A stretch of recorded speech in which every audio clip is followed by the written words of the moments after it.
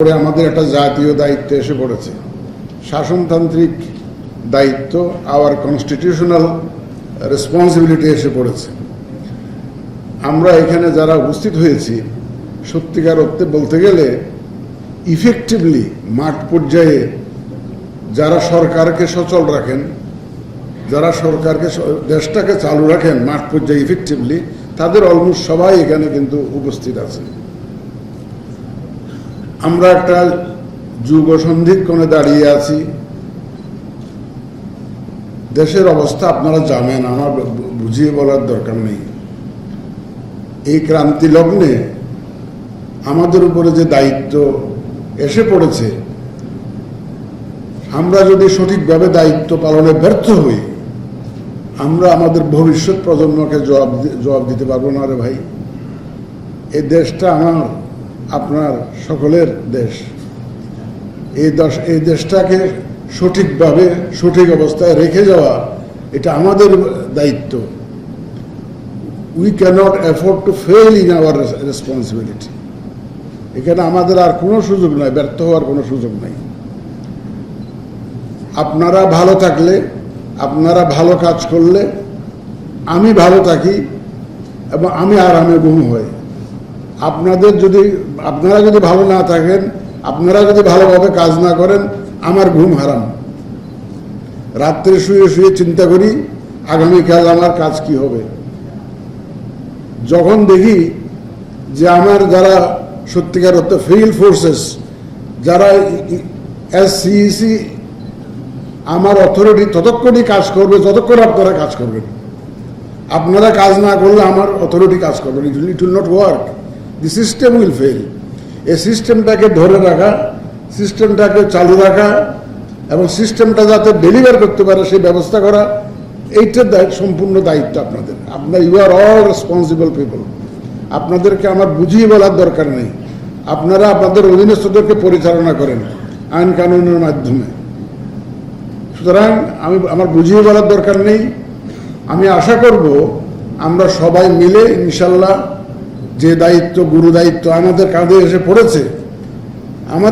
এসে পড়েছে, এই দায়িত্ব ডেলিভার করার, ডিসচার্জ করার যে দায়িত্ব আমাদের উপরে এসে পড়েছে, আমরা ইনশাল্লাহ সবাই মিলে এটা পরিপালন করব এবং এখানে কোনো রকমের বিচ্যুতি ঘটবে না এবং আপনারা সবাই সঠিকভাবে সঠিক কাজটা সঠিক সময়ে করবেন, ইফেক্টিভলি করবেন।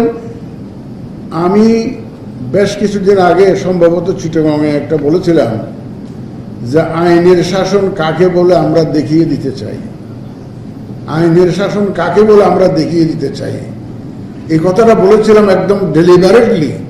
কারণ আমাদের উপরে সামষ্টিকভাবে একটা ব্লেম করা হচ্ছে, সবাইকে ব্লেম করা হচ্ছে যে we have absolutely failed in our responsibility, particularly in delivering A free, fair and credible election.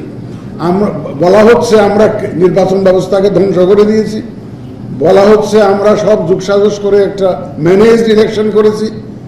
এই অপবাদ থেকে আমরা মুক্তি চাই, এই অপবাদ আমরা ঘোচাতে চাই।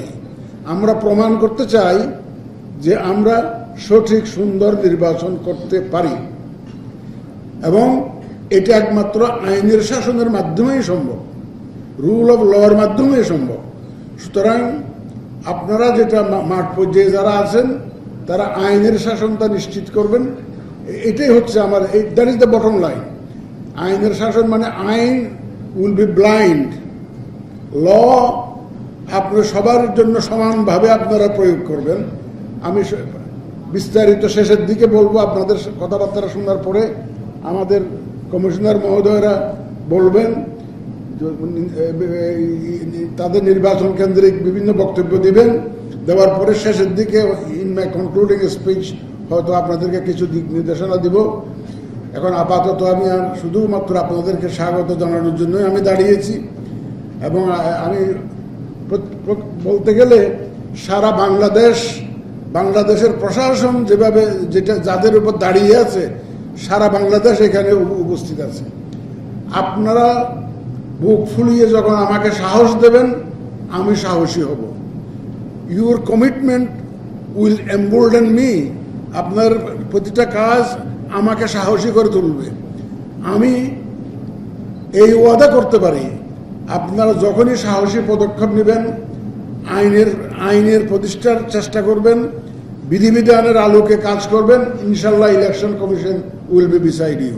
এটা এই এসুরেন্স আমি আপনাদেরকে দিচ্ছি। আপনাদের সবাইকে ধন্যবাদ। পরে আরো কথা হবে ইনশাল্লাহ। আমাদের কমিশনার মহোদয়রা বলবেন, আপনাদের কথা আমরা শুনবো ইনশাল্লাহ। আপনাদের সবাইকে ধন্যবাদ। এবং আপনারা যে শীতের সকালে খুব ভোরে রওনা দিতে হয়েছে অনেককে, আমি জানি, যা বুঝতে পারি, এই যে কষ্ট করে এসছেন, আমি আপনাদেরকে আন্তরিক মুবারকবাদ জানাই। আপনাদের সবাইকে ধন্যবাদ। 4 গুণ শক্তিশালী এনজাইম ও অধিক ফেনা সমৃদ্ধ অরিক সিলভার ওয়াশ মাত্র 70 টাকায়।